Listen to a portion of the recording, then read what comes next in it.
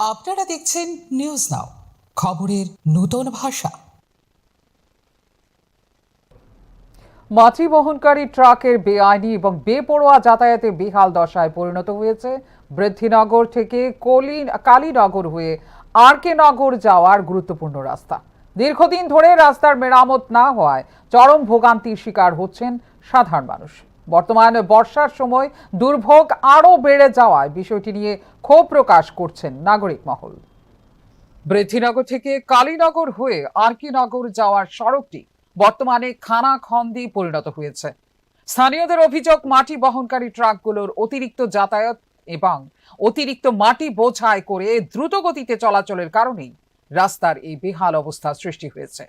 দীর্ঘদিন ধরে রাস্তার বিভিন্ন অংশ ভেঙে চৌচির হয়ে পড়ে থাকলেও মেরামতের কোনো উদ্যোগ চোখে পড়ছে না।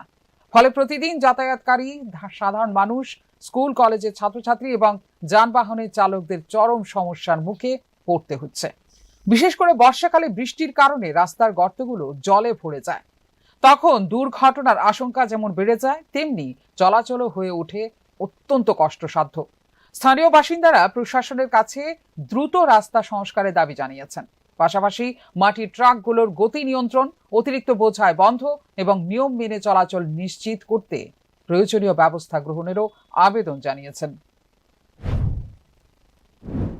দীর্ঘদিন ধরে আপনারা এই রাস্তা দিয়ে আসা যাওয়া করেন, এই রাস্তা দিয়ে আপনারা ব্যবসা বাণিজ্য করতেছেন, এই বিষয়টা নিয়ে কি বলবেন?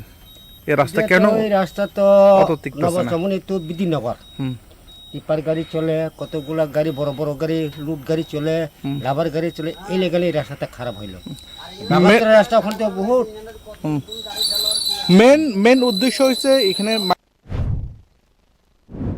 অভিযোগ, অধিকাংশ মাটির গাড়ি ওই আনফিট এবং নিয়ম ভেঙে চলাফেরা করছে।